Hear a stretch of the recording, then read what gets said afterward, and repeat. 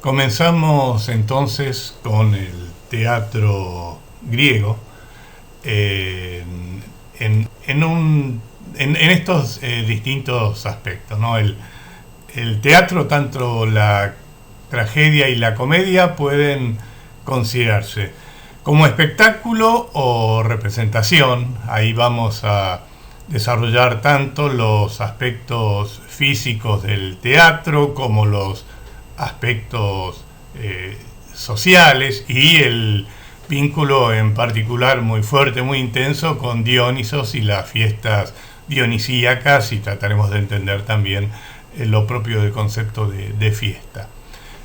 Luego con la forma o género literario, donde el teatro en términos de tragedia y comedia es uno de los géneros literarios propios de la Grecia antigua, de la Grecia clásica. Y por último vamos a trabajar un concepto que es muy valioso, que es el de hombre trágico, obviamente en relación mucho más directa a las representaciones teatrales trágicas, pero un concepto del cual vamos a poder hacer algo así como una extrapolación al mundo contemporáneo a partir de los significados de la palabra destino. Esa sería la idea entonces de lo que vamos a estar recorriendo ahora. En principio hay que tener en cuenta que el teatro deriva de procedimientos o estrategias mítico-religiosas que van a estar vinculadas a la figura del dios Dionisos, pero que, a la figura del dios Dionisos y sus festejos, cosa que ahora vamos a ver inmediatamente, pero que entran dentro de lo que es el sentido general de la fiesta, el sentido más profundo de la fiesta en términos mítico-religiosos. Estas notas de la fiesta son retorno al mundo primordial, a un origen, una pausa en el ciclo del tiempo, renovación de la vida y liberación de las impurezas. Estas dos características, por muy extrañas que sean, son parte en buena medida de la cultura contemporánea. Es decir, en el festejo de un cumpleaños, en los festejos de Año Nuevo, está la idea de que hay algo que finaliza y hay algo nuevo que comienza. Está, digamos, encerrado en lo interior de la psiquis, algo así. Uno cuando dice, bueno, que este sea un nuevo año, que sea mejor, está esa idea de que se pudiese empezar casi como si fuera desde cero. En este sentido hay una herencia y una continuidad con lo que es la fiesta en sentido mítico. La comunicación con la divinidad y desaparición de los límites, esa es la idea básica es, se rompen los límites en los distintos sentidos. Entre los hombres y los dioses se habla libertad de reír y llorar, cambio de la vestimenta y abolición de los tabúes sexuales, entre otros. Se suspende también lo que podríamos decir la distinción hombre-mujer, aunque vamos a ver que en términos del teatro griego esa distinción no se rompe totalmente. Regresos de la muerte, a romperse el límite que separa a vivos y muertos, es decir, los muertos de algún modo reviven y acompañan a los vivos durante ese periodo, y ruptura de la diferencia hombre-animal. Hay muchos ejemplos en donde el hombre se identifica con el animal utilizando máscaras. Ahí en ese caso hay una idea de continuidad. Vamos a ver algo de este aspecto cuando veamos las vacantes. Pero estas son notas generales en un contexto mítico religioso. En el periodo clásico sigue habiendo estos festejos, en particular vinculados a Dionisos, pero va a ir dándose un desplazamiento hacia el teatro, donde el teatro no es un acontecimiento estrictamente religioso, ¿no? Es un espectáculo, es una forma de entretenimiento con un enorme peso social, pero es en relación a festejos, a fiestas vinculadas a Dionisos que va a surgir el teatro. Las fiestas más reconocidas entonces son las Dionisias de los Campos, que se dan en diciembre. Lo propio es que una procesión acompaña un enorme falo mientras cantan, es decir, es un festejo que tiene que ver con la reproducción, con la continuación de la vida en particular. Participan también los esclavos, esa es una cuestión también característica. Piensen que los esclavos son, digamos, inferiores, estarían en otro nivel, pero acá sí aparecen. Y también estos desfiles de personajes disfrazados de animales, que como yo dije recién, se juega en esa continuidad entre el mundo animal y el mundo humano. Las Leneas, en segundo lugar, en el mes de enero, que incluyen, además de las procesiones, concursos, las competencias trágicas y cómicas, ¿no? Entonces es esa indicación de el surgimiento del teatro en las Leneas. En las Antesterías también, y vemos que la vida griega está cruzada por festejos, estos son solo en honor a Dionisos. Tiene 3 días. En el primero se abren los odres, las vasijas en las que se conserva el vino. En segundo lugar, los concursos de bebedores, también con procesiones. En algún lado había leído que una de las competencias suponía que después de los competidores, después de beber, tenían que mantenerse y eventualmente bailar sobre la parte superior de una vasija enjabonada, ¿no? Como mostrando que se está en plena posesión del equilibrio a pesar de la bebida. Y el tercer momento, como indicamos antes, dedicado al regreso de las almas de los muertos, ¿no? Esa idea de continuidad entre los vivos y los muertos. Y los festejos más conocidos son las Dionisias urbanas o grandes Dionisias, que son las fiestas propias de los griegos, en donde hay sí procesiones que van hacia el teatro.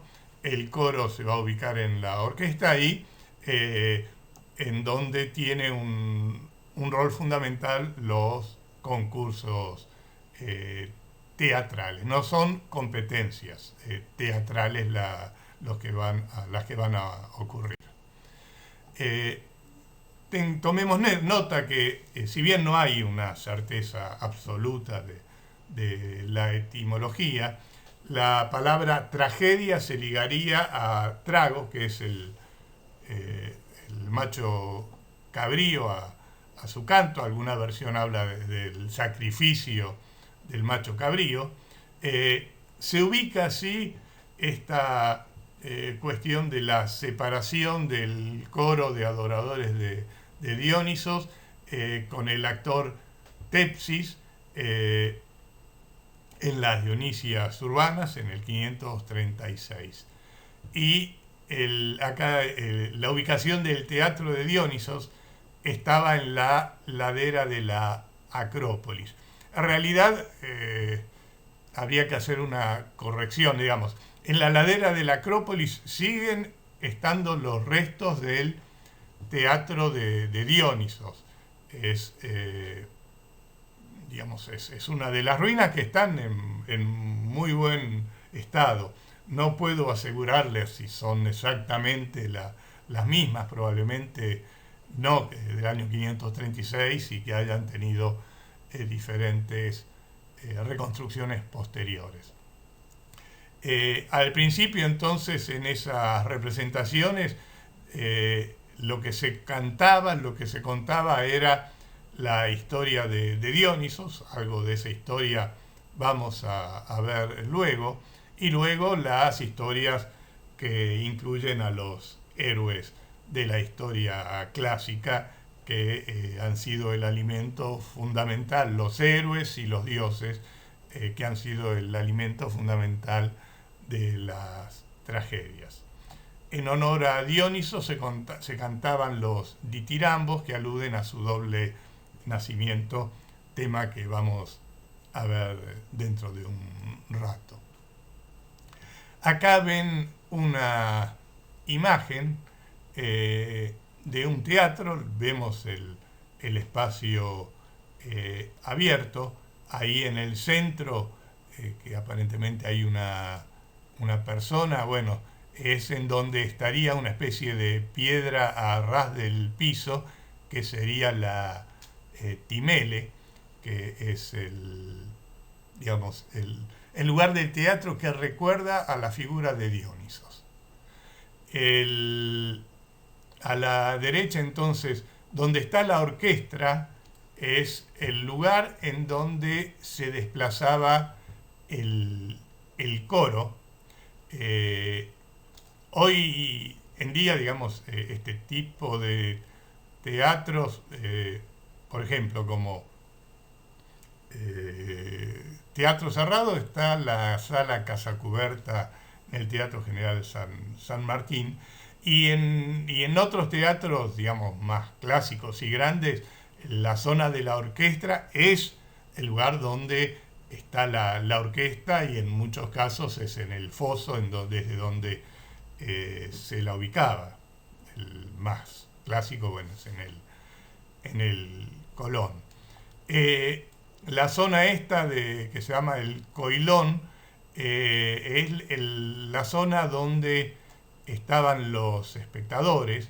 Se la conoce también como teatrón, como lugar para ver, el lugar del espectador en ese sentido. Y piensen que podía llegar a ver hasta 14.000 personas, lo cual da cuenta de la enorme capacidad de esos espacios.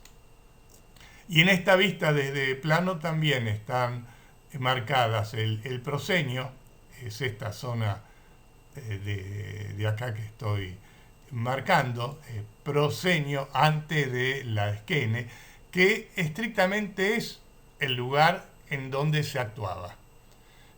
Nosotros, la idea de escena o el espacio de la escena es donde se actuaría, pero acá la parte de la esquene, la escena, es la parte en donde se ubican la escenografía, ¿no? Esa es la cuestión básica.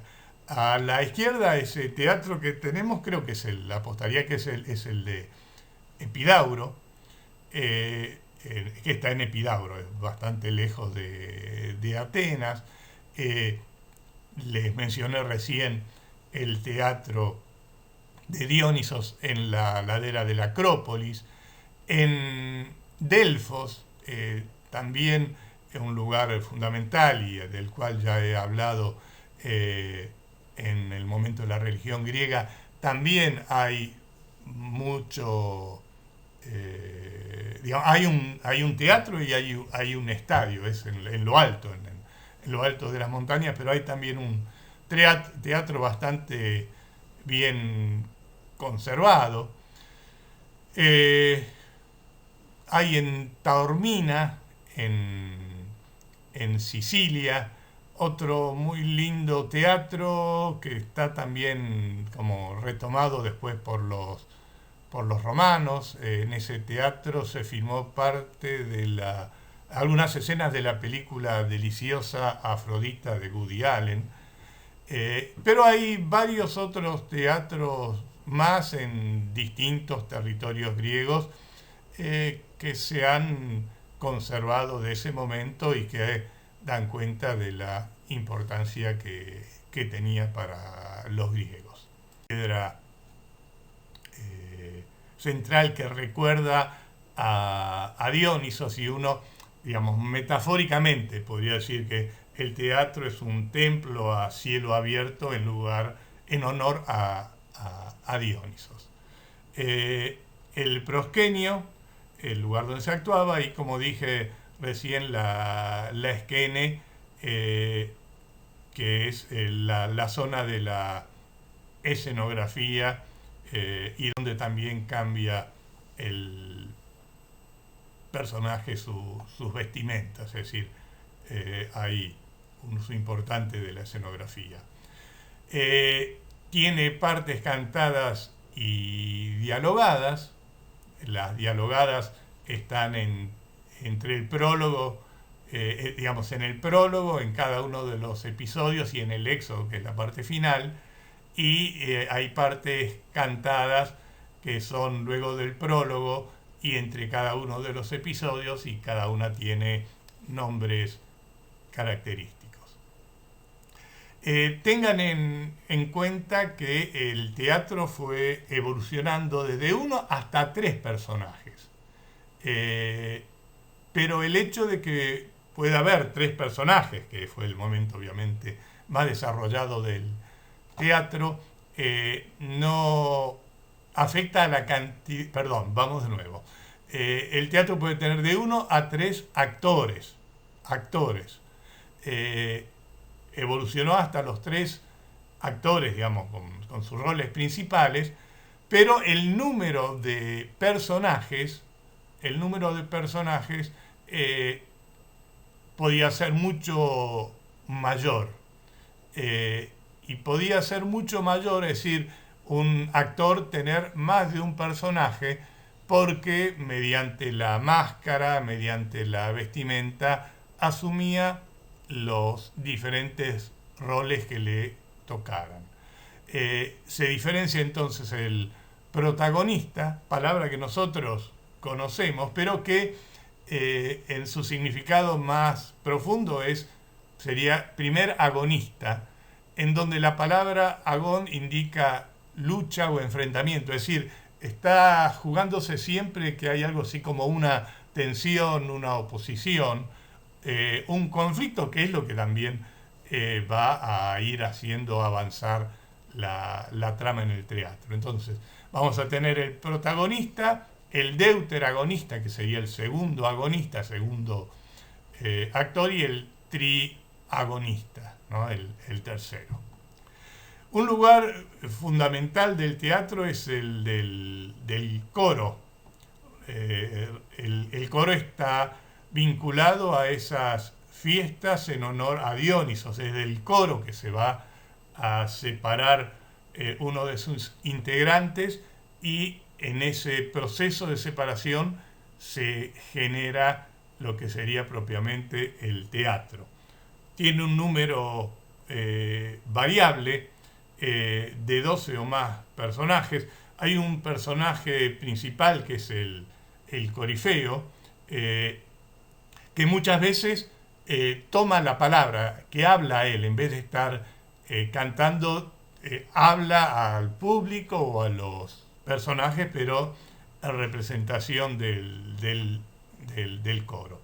Se ha escrito mucho, hay mucho material sobre la historia, la génesis del coro.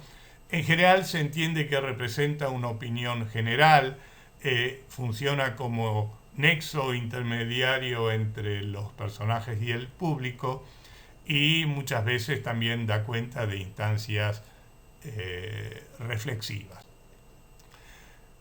Desde ampliando entonces las cuestiones técnicas, recién hablamos de las máscaras.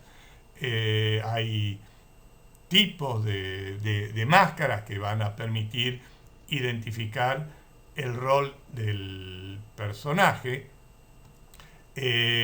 Importa la palabra, la música, es decir, la dimensión vocal, la música, y también la danza. Incluso hay toda una cuestión como los movimientos que hace el coro, incluyendo también el movimiento de las manos y de los dedos. Un hecho también a destacar dentro de esto que podemos llamar las cuestiones técnicas es el empleo de decorados y la máquina teatral, ¿no? Había decorados que se desplazaban por correderas, eh, podían representar templos, palacios, tiendas de conductores del ejército, un paisaje rústico. No había telón, ¿no? Tengan presente que la mayor parte de las representaciones el espacio está abierto, es decir, no funciona la idea de la oscuridad que es característica del, no sé, 95% de los teatros contemporáneos, pero ya desde bastante tiempo atrás los teatros son espacios cerrados. Sí, es de destacar que tenían distintas maquinarias que ayudaban a la dimensión del espectáculo, es decir, no era solo la palabra, la música o el canto y la danza, sino que tenían, por ejemplo, la equiclema, que es una plataforma rodante que muestra un acontecimiento interior. Esta es una plataforma que es muy interesante. Van a ver ahora en la imagen que simplemente es un carrito con ruedas, pero que juega en relación con una instancia del teatro griego que es importante, porque a los griegos les parecía mal el producir impacto mediante escenas horrorosas que se desarrollasen ante la vista del espectador. Si había algo, tenía que mostrarse cuando ya estaba estrictamente realizado. ¿Qué quiero decir? Por ejemplo, ustedes sabrán que en Edipo Rey, Yocasta, la madre de Edipo, se cuelga. Bueno, esa acción no se muestra. Sí se muestra ya colgada, digamos, ¿no? El resultado ya hecho, no el asesinato, sino el resultado del mismo. Y eso se lo muestra mediante esta plataforma rodante. El mechané también es una máquina para volar, una grúa. El dios de la máquina es lo que significa. Aparece el dios desde lo alto, así como con el teologeion, lugar en donde hablaban los personajes divinos. A los que les interese Woody Allen, que ya lo nombré antes, hay una digamos, tragedia, comedia, obviamente si está escrito por él es comedia, Dios se llama, y tiene un momento muy gracioso donde tiene que descender Dios desde lo alto, pero es en la representación, pero Dios no aparece, y se lo va a buscar en donde está el personaje que hace de Dios, y se encuentra que se ahorcó aparentemente en un accidente con esa máquina, con esa grúa, y ahí hace la referencia a Dios ha muerto. La referencia a Dios ha muerto es una divisa del mundo contemporáneo, en tanto la confianza en Dios no sostiene a la cultura, por lo menos no en su carácter generalizado como ocurría en otras épocas. El anapiesma como mecanismo o trampa móvil que elevaba mecánicamente a los personajes,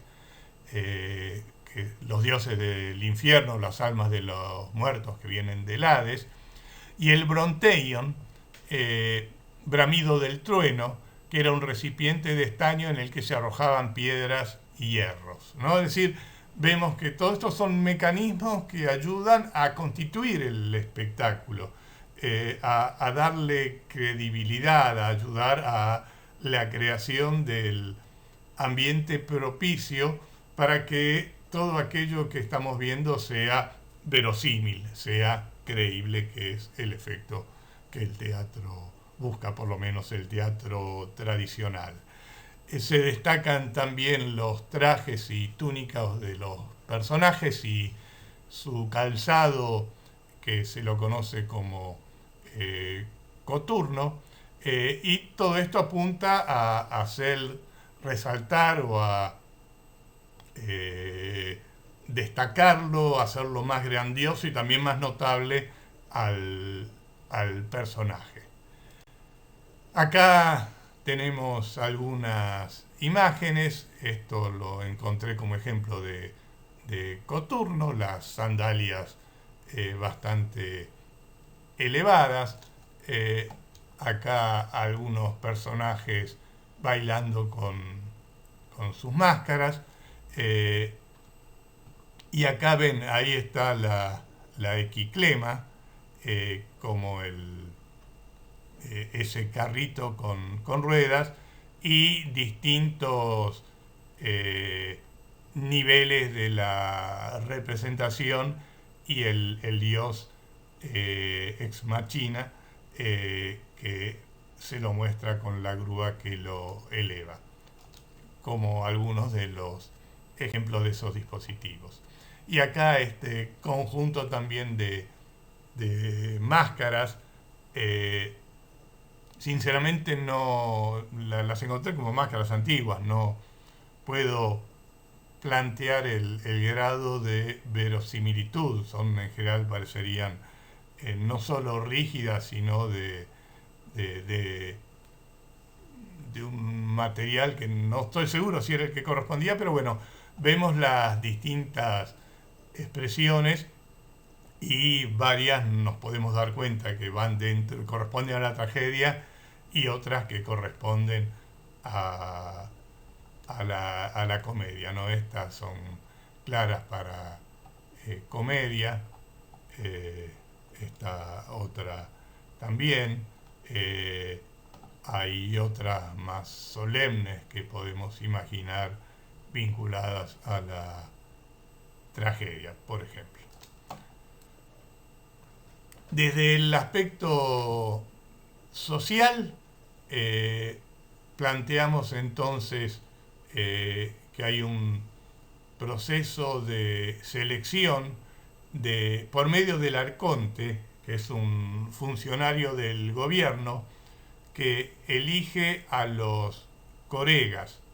Es decir, acá queda claro que esto es una cuestión del Estado o del gobierno de la polis. El corega es un ciudadano que es rico, y sería quien va a preparar el coro, les paga, los sostiene durante todo el tiempo de los ensayos. Digo esto, entonces queda claro que es también entonces una cuestión del gobierno, no es, aunque sean ciudadanos privados, el teatro es una cuestión del Estado, es una cuestión de Estado. Los autores son 3 los seleccionados, cada uno debe presentar 3 tragedias y un drama satírico, y elige al protagonista, y luego se eligen a los otros 2 actores, se los agrupa por sorteo, y bueno, como son grandes acontecimientos, se informa tanto al público los nombres de los poetas, de los dramaturgos, los actores y el tema que se va a... Ahí me corrí. Es una cuestión de hombres. Es cuestión de hombres porque, como dije al principio, el teatro forma parte de la vida social y política. De hecho, se plantean en forma ficcional cuestiones que le interesan a los ciudadanos. La discusión sobre el poder de unos y de otros, de los hombres, pero también la relación entre los dioses y los hombres, la cuestión hasta dónde uno es dueño de su propio destino. Y por esa razón, pero una tradición que vamos a ver, sabemos que continúa, incluso en el teatro de Shakespeare aparecen también hombres, cumpliendo también los roles femeninos, ¿no? Es cierto que en la tragedia esos roles femeninos se los van a dar mediante la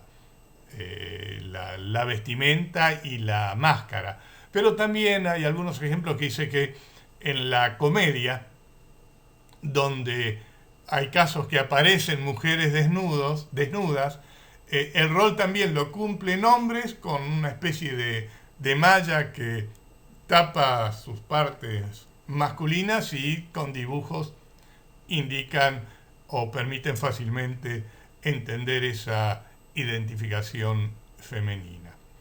El público es bullicioso, ruidoso, piensen que hay movimiento casi continuo, piensen que es abierto el espacio, digamos, tiene que ser buena la obra para atraer al público y querer seguirla directamente. Es una fiesta, no en el sentido de fiesta estricta como lo había planteado anteriormente, pero sí en términos de fiesta urbana, una ruptura con el orden tradicional de las actividades cotidianas, donde la gente va arreglada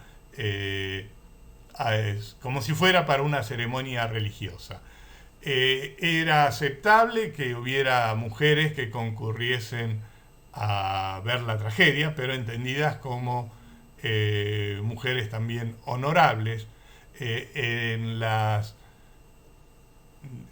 comedias ya no era tan habitual porque el lenguaje o los temas podían considerarse no aptos para mujeres, aun cuando, reitero, y vamos a ver que Lisístrata se llama La rebelión de las mujeres. Puede parecer extraño que no se hubiese permitido ir a mujeres cuando el tema justamente está centrado en ellas, pero parece que esto era así. Hubo un periodo en que se podía ir sin pagar, en particular en Atenas, que era de lejos la población más, la ciudad, la polis más rica de todas, y también había una especie de agente de policía que eran los agentes perdigueros, ¿no? Para mantener el orden.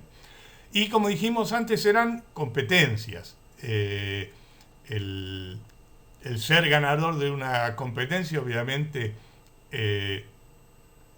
era un reconocimiento social muy destacado.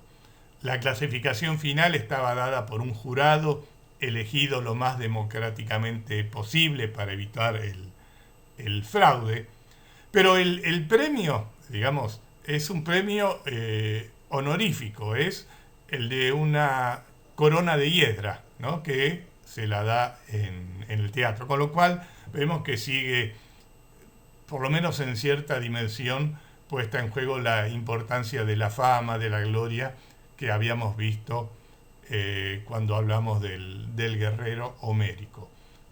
Cuando veamos el banquete, vamos a ver que el banquete se da como una celebración en honor de Agatón, que había resultado vencedor en la competencia trágica cercana, ¿no? Como un ejemplo más de esa continuidad, aunque Agatón no forme parte del horizonte de los griegos, de los autores griegos.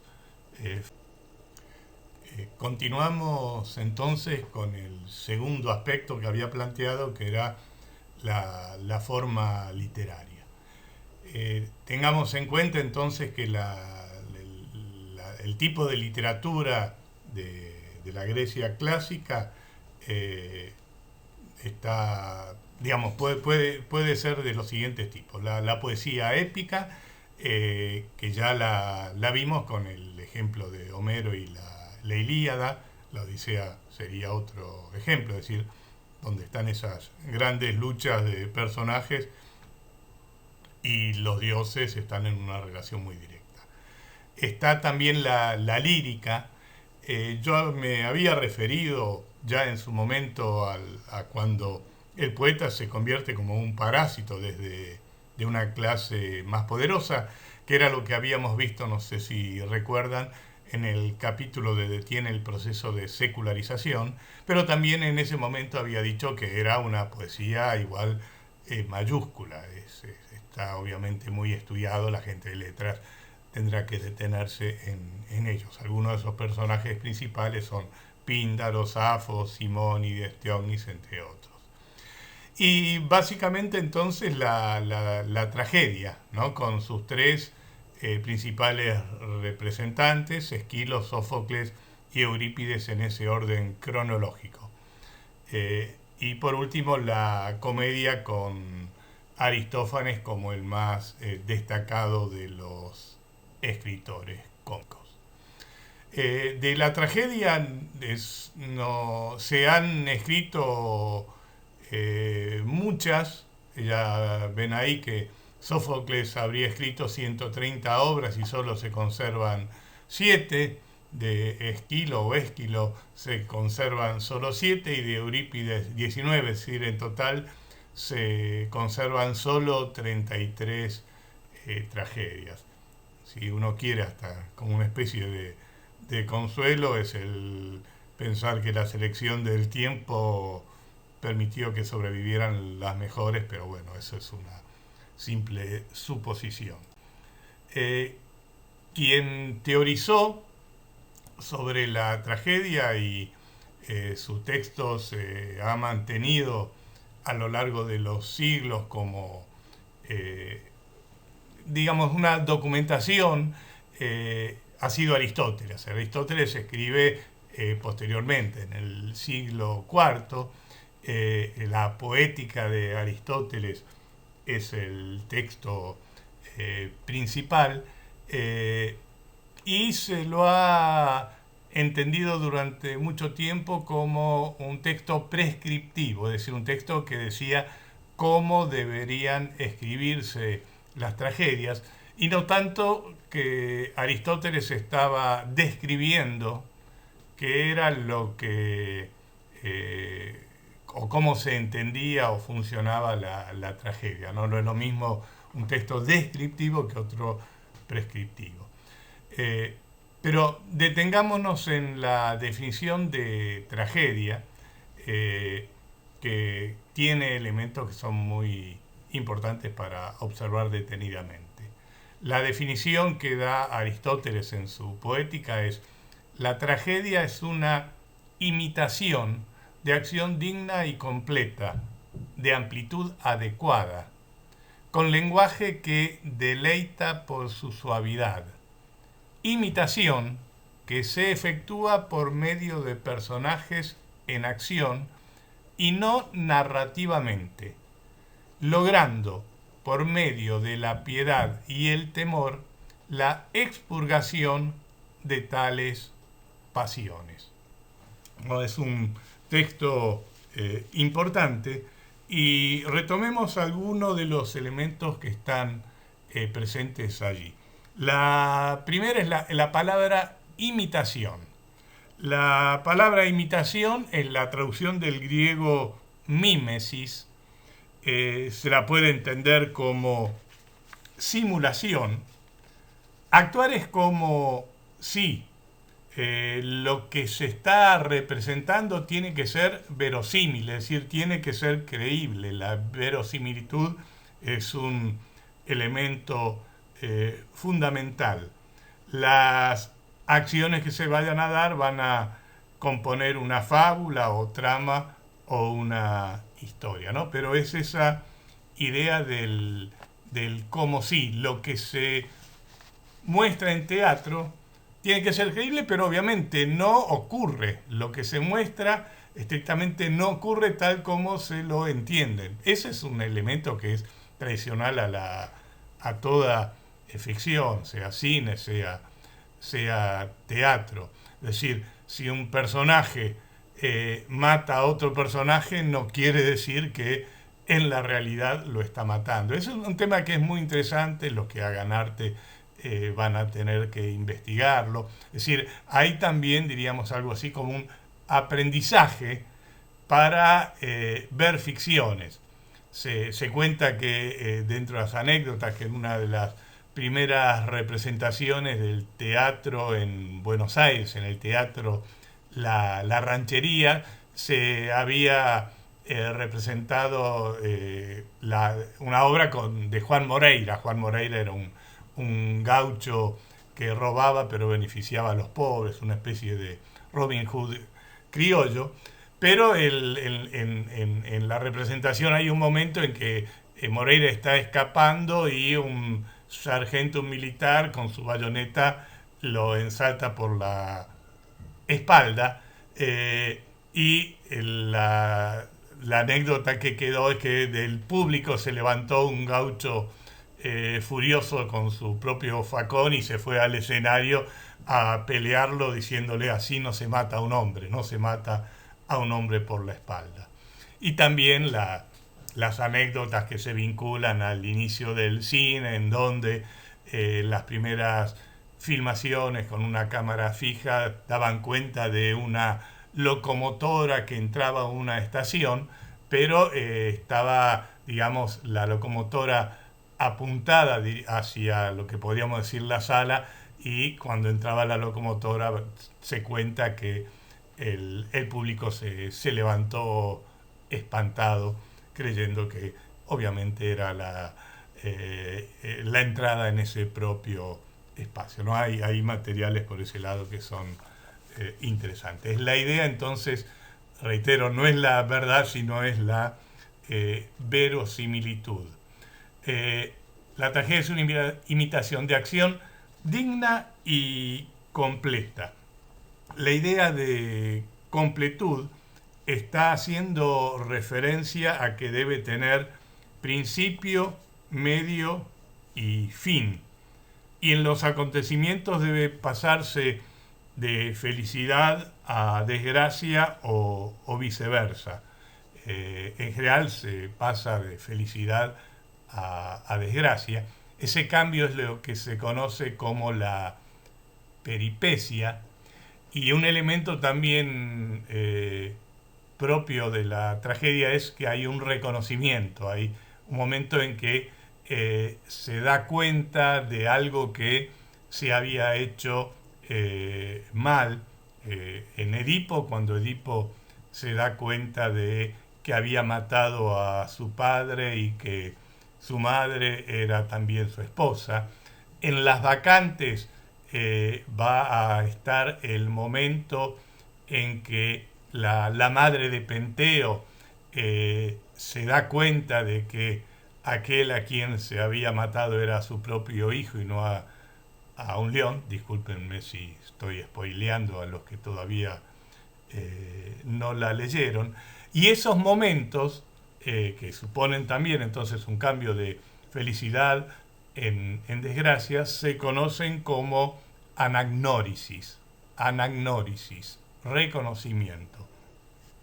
También en esta idea de que tiene que ser completa, supone entender que ninguna parte tiene que estar de más, ¿no? Esa es para los que escriben es también una idea que es interesante. Es decir, lo que está poniendo en juego es que si hay partes de la tragedia, del escrito, que se pueden sacar, y realmente no cambia aquello que es esencial para que se comprenda toda la trama, es decir, como a un escritor novel que pone largos párrafos porque le gusta, porque se usa, pero en realidad no agregan, incluso demoran o perjudican la trama, eso está de más, ¿no? Y entonces hay que sacarlo, hay que eliminarlo. Esta idea de que debe tener, que debe ser completa, que debe tener principio, medio y fin, obviamente, en tanto preceptiva, se mantuvo durante muchísimo tiempo. Hoy en día las ficciones no necesariamente tienen que tener ese orden. Godard, el director de cine, decía que sí, Aristóteles tenía razón. Eh, la ficción tiene que tener principio, medio y fin, pero no necesariamente en ese orden. Es decir, si era una observación irónica, si empieza por el final, si empieza por el medio, obviamente no está siguiendo la preceptiva aristotélica, ¿no? Las obras hoy en día pueden no tener final, el final puede ser abierto, empezar en cualquier momento, etc. Dice también, de amplitud adecuada. De amplitud adecuada. Está haciendo referencia a Aristóteles, que en las tragedias la extensión de la narración, aquello que se está, digamos, se está contando, tiene que ser retenida por el espectador de forma tal que el final de la obra pueda el espectador relacionarla con lo que había pasado antes, es decir, pueda mantenerla en la memoria, a pesar de que eran obras suficientemente largas o extensas, mantenerla en la memoria de forma tal que entender que el final de esa obra se relaciona con todo lo que venía antes, ¿no? Esta idea de la amplitud adecuada, bueno, tampoco podemos decir que se sostiene totalmente en las ficciones. Simplemente piensen en las novelas, piensen en las series que tienen temporadas, una enormidad de capítulos. Nadie se está acordando qué es lo que pasó en la primera serie, si tuvo varias temporadas y varios capítulos, ¿no? Este es un requisito para entenderla. Es un requisito, obviamente, que nosotros podemos decir que se cumple bastante mejor en las obras teatrales. Dice, con lenguaje que deleita por su suavidad, es decir, el lenguaje tiene que tener un ritmo, una armonía, imitación que se efectúa por medio de personajes en acción y no narrativamente. Por personajes en acción y no narrativamente. Es decir, tenemos que ver principalmente qué es aquello que está pasando y no tiene que depender de alguien que lo cuente. Tengan en cuenta que los personajes tienen una índole, un modo de ser determinado que está dado por el carácter y el pensamiento. El carácter es las acciones digamos, las calidades o cualidades del personaje que se muestran en sus acciones. Y esto es algo fundamental. Implica las decisiones del personaje. Sin la posibilidad de elegir, sin la posibilidad de decidir, no hay tragedia. No hay tragedia. En la épica habíamos visto que son finalmente los dioses los que están incluso interviniendo en la interioridad del ser humano. Acá, y vamos a entender que justamente por eso podemos hablar de la característica de tragedia o de hombre trágico, está esta idea de la posibilidad de decidir, ¿no? Eso es un elemento esencial. Y se muestra en el carácter del personaje. Y tiene el personaje también un pensamiento. es decir, son las cosas que el personaje va a estar diciendo. Y por último, la frase dice, logrando por medio de la piedad y el temor la expurgación de tales pasiones. Acá la palabra expurgación es la traducción de la palabra catarsis, ¿no? La palabra catarsis es una palabra muy conocida, digamos, del mundo griego. Se la traduce también por purificación. Puede aplicarse tanto al ámbito religioso como al ámbito médico. Es purificación, podríamos decir, en el ámbito de la medicina existe con distintos elementos para eliminar aquello que hace mal a la salud, por distintos medios, vomitivos, etcétera, etcétera, podrían ser. Hay una idea de limpieza corporal, pero también acá se está jugando con una idea, diríamos, más espiritual o psicológica. Aristóteles entiende entonces que tiene que producirse la catarsis, generar el espectador participa vicariamente de aquello que está ocurriendo, se identifica con la situación del personaje, se identifica en forma muy intensa con la emoción, el devenir de la vida de ese personaje, pero no tanto, diríamos, como para olvidarse del lugar en donde uno está, que es el lugar del público. Y entonces, finalmente hay una, digamos, distancia en donde el temor, la piedad que ocurre en la obra, uno puede distanciarse, decir, bueno, no es mi suerte, es la suerte del personaje. Y en esa situación de esa distancia hay algo así como un elemento social que es de salud social, podríamos decir. Hay una función social muy importante para Aristóteles en esa dimensión de la catarsis, ¿no? La catarsis también ha supuesto ríos y ríos de tinta. Se ha discutido si la catarsis es necesaria para todas las obras.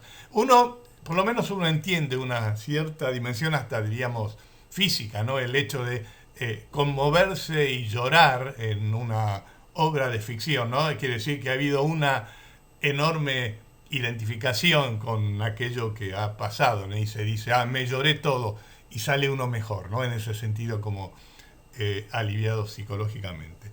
Es un tema amplio, hay obras que no tienen catarsis, hay obras que actúan sobre el impacto pura y simplemente, hay otras que buscan eliminar la identificación.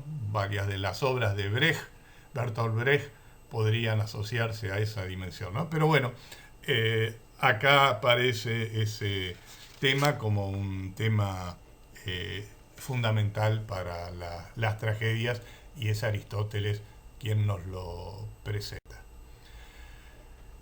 En relación con un aspecto de lo que recién le leí, quiero detenerme en el concepto de hombre trágico, en ese tercer elemento. Es decir, el concepto de hombre trágico está dando cuenta de una dimensión, en principio, propia o característica del periodo griego clásico, del periodo en que aparece la tragedia, que como tal no son mucho más de 100 años. Después hago en algún momento referencia a lo que podríamos decir la desaparición de la concepción trágica propiamente dicha. Habitualmente, ¿qué es lo que se dice en las tragedias? Las tragedias son hombres que luchan, que deciden, lo acabamos recién de plantear, pero finalmente son los dioses los que deciden o manejan los hilos de la vida de los hombres. Y tiene un enorme peso entonces la figura del destino, ¿no? El destino lo saben los dioses. El hombre, podríamos decir, se mueve siempre en un laberinto de opciones, pero finalmente son los dioses los que deciden sobre sus propias vidas. Es interesante detenerse en las tres palabras que ustedes están viendo, la Moira, la Ananké y la Tiché, que son tres palabras que se pueden traducir como destino, pero que cada una tiene algo así como un rango de significaciones diferentes. La palabra Moira, que también es una divinidad, se traduce entonces como destino, pero está entendida como literalmente como la parte que a uno le toca. Parte que a uno le toca. A ver, perdón, hago una recapitulación. Nosotros pensamos muchas veces que somos, digamos, los artífices de nuestra vida, la construimos a nuestra vida como queremos. Puedo hasta de algún modo pensar que mi vida es pura y exclusivamente el resultado de lo que yo quiero que sea.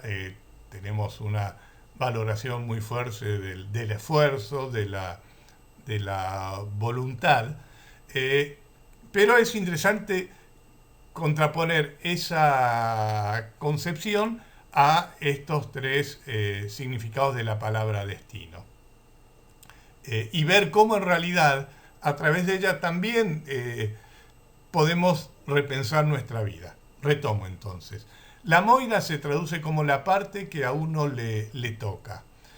Si lo traducimos a nuestra vida, es decir, nuestra vida ya viene de entrada situada. Hay una parte que nos toca o nos ha tocado. Hemos nacido en tal o cual familia, en tal o cual país. No es lo mismo nacer en una villa que en los altos de San Isidro.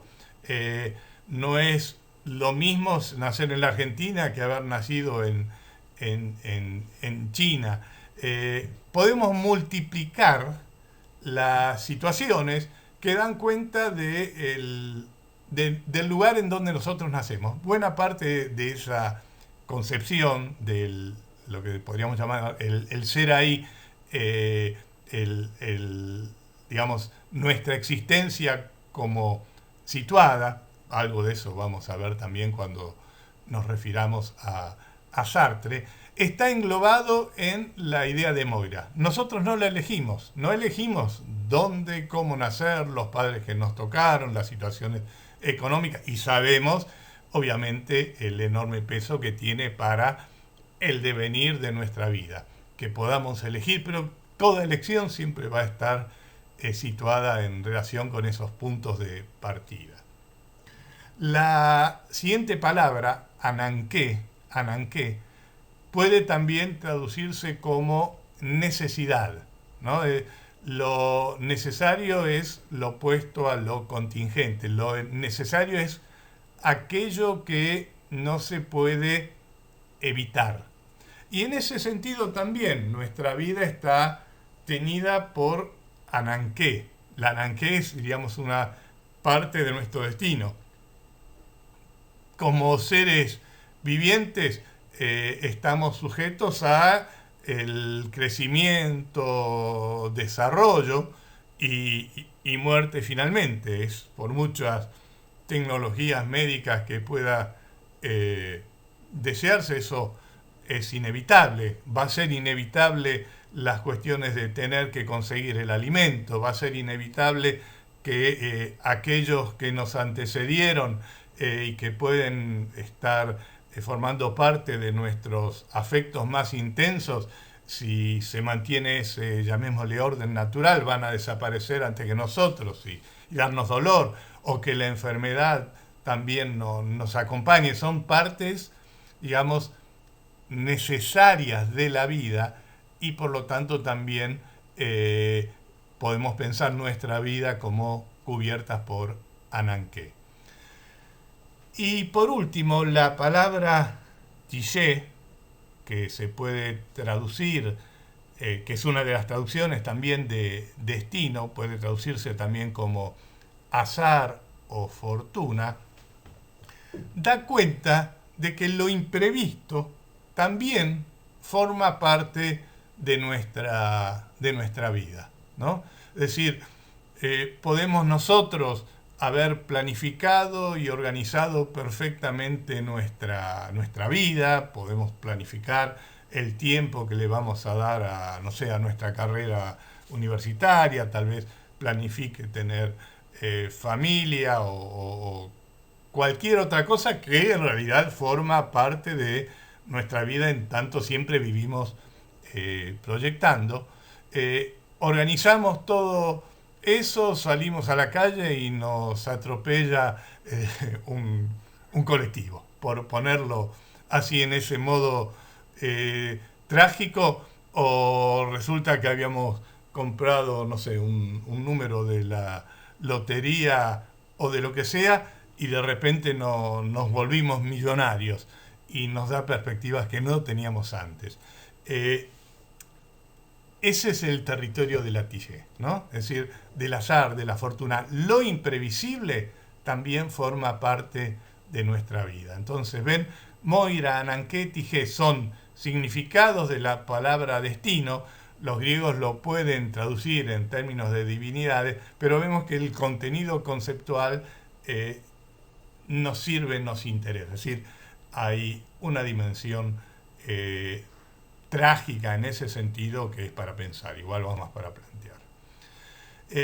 Pero volviendo de nuevo al mundo griego, la idea del hombre trágico como tal puede entenderse más específicamente a partir de este texto de los autores que están abajo indicados, Bernard y Vidal-Naquet.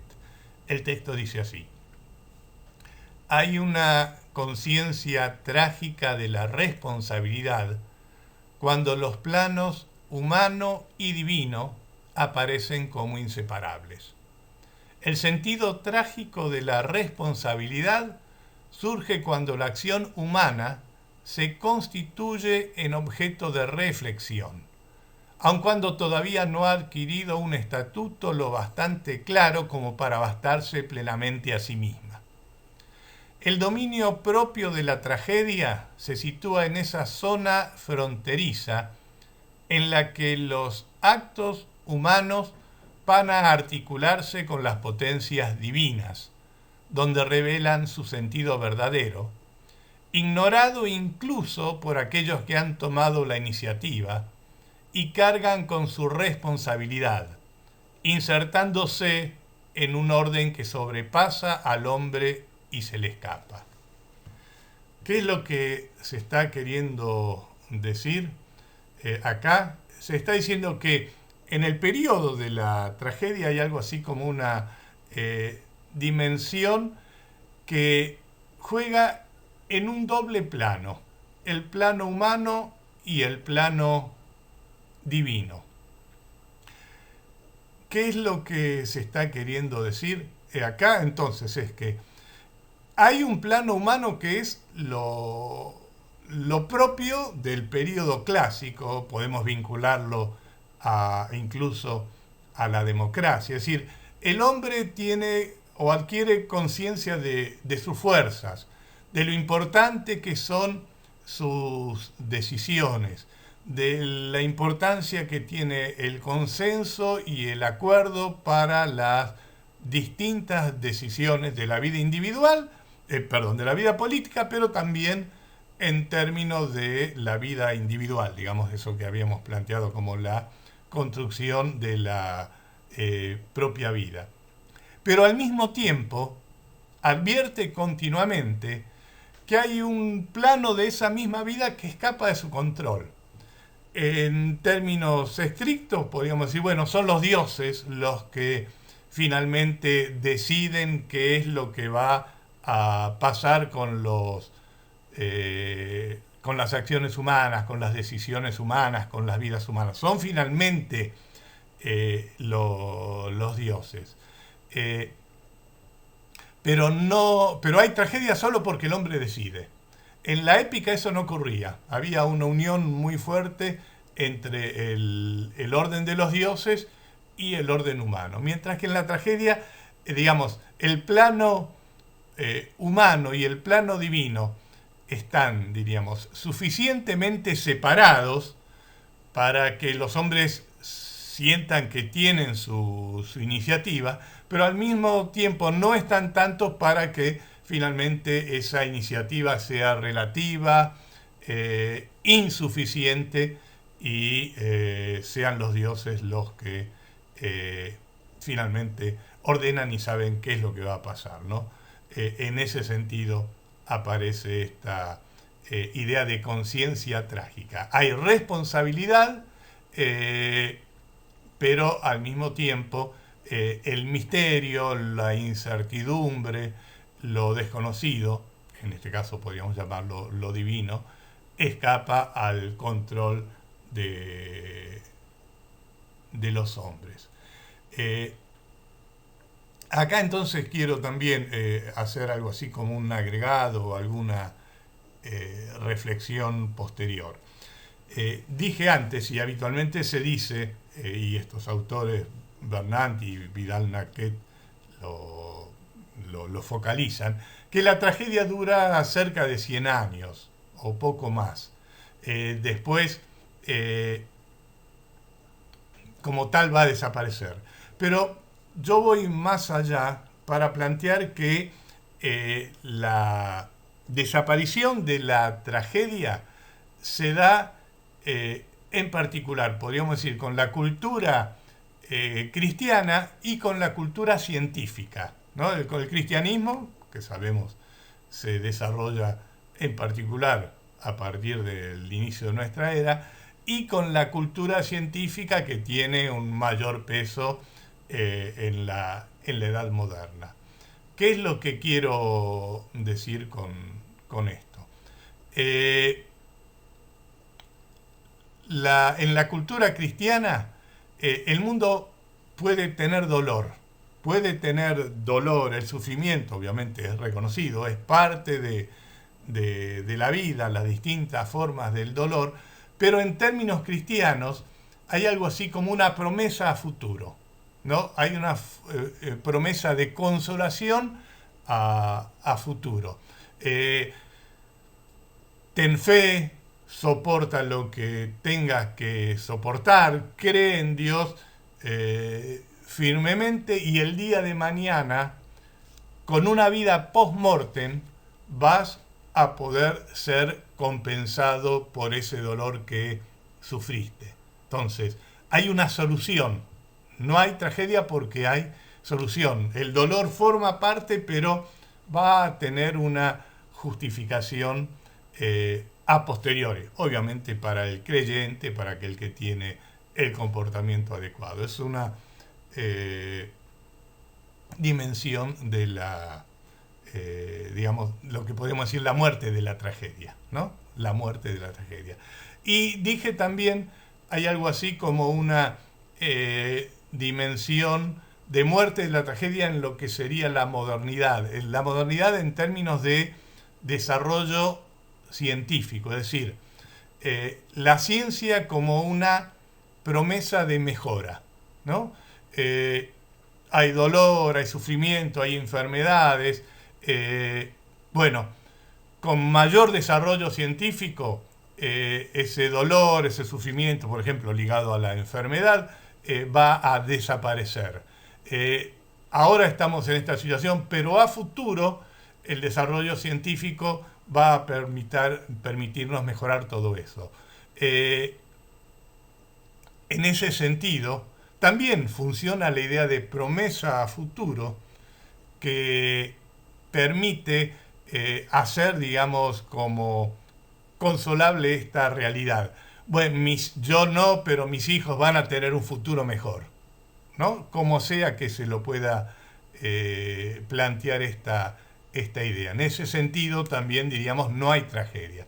De hecho, algunos autores dicen que ya no hay, en términos ficcionales, no hay tragedia, lo que hay es drama, ¿no? Es decir, si el problema se puede solucionar, se hubiera podido solucionar, puede haber dolor, sufrimiento, lo que sea, no hay tragedia, sino drama.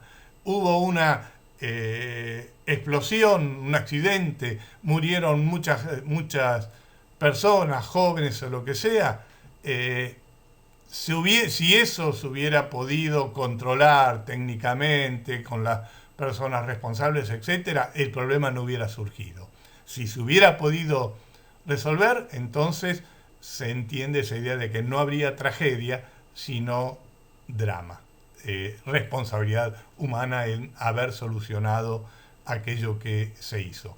La tragedia propiamente hablando, podemos entonces retomarla en ese sentido de hay una dimensión de misterio, de oscuridad, algo insondable para los hombres por mucho que hagan esto o lo otro, que es constitutiva de la vida. En ese sentido uno puede seguir reflexionando en qué medida nuestras épocas son de drama o de tragedia, ¿no? Cuánto puede uno pensar en una promesa de situación mejor o si entramos realmente en algo así como un territorio desconocido. Bien, acá entonces hacemos este cierre de la introducción y vamos a continuar trabajando con los textos.